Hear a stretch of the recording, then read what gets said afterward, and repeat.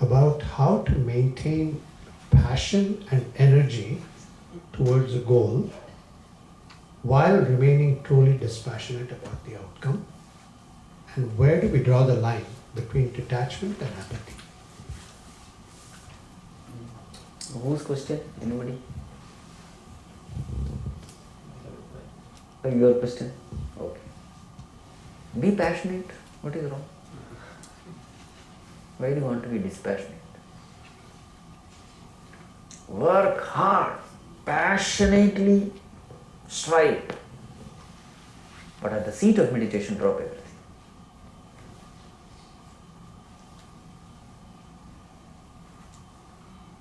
Nothing wrong. We are never against passionate striving. In fact, the best in you comes out when you are passionately striving for. Correct? Nothing wrong.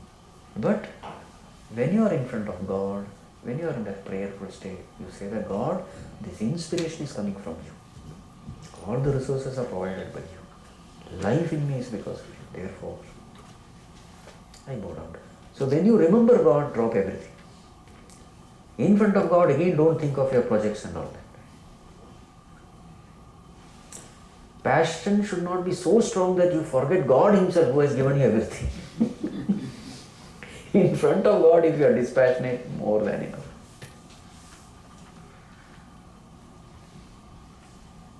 So there should be something higher in your life. You see, when do you leave the lower? When you are holding on to the higher. When you are holding on to the higher, you can't leave the higher. Then you fall down only. So make that thing the lower, then you are able to leave it. So dispassion is possible only when there is another passion stronger than this. So passion for God should be first. Then comes everything. Then that passion will never do you harm. I don't know whether I have answered. I think the area I think sometimes struggle is you go into the rut. I think more passionate about certain things. Are you aware of that? Sometimes not. When you are aware, then put a break. Because I don't know any other way in which I can function. Do you have a choice?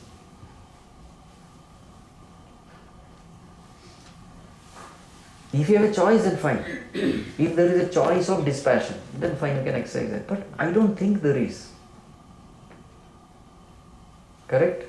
Because the vasanas are so strong, desires are so strong. So even if I say be dispassionate, I am not able to practice it. That's a fact. In the books it looks good.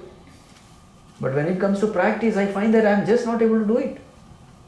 So then to such people, what we say is, at least in the morning times when you are praying for a few minutes, be off from everything.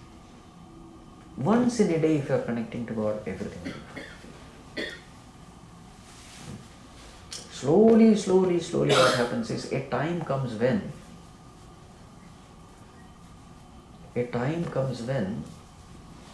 your passion is not driven by the ego, your passion is driven by God. The inspiration is coming from God. It is not coming from the ego. Two types of inspirations are there. One which comes from God, the other which comes from the ego. Slowly gets replaced. For example, all the great founders, Ramakrishna Mission was founded by Vivekananda. How much of inspiration must be needed? All the great people, founders of great missions and all. Where did they get inspiration from?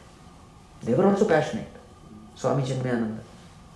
How much of passionate hard work is necessary for all this? Where is that passion coming from? It is not coming from the ego. It is coming from the divine.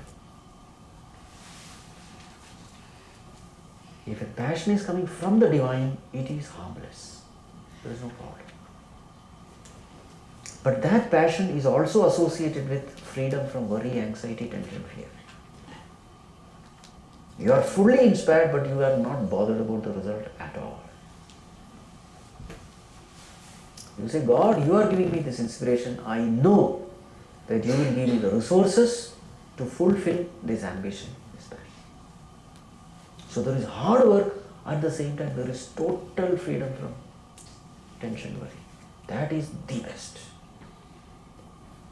And that's what actually we mean when we say work dispassionately. Dispassion towards the material results, passion towards the quality of work. You understand? It is not absence of passion. Without inspiration, you can't do anything. There is intense inspiration to ensure that the work quality is there. The best is given. But with respect to result, there is no desire because Bhagavan that you take.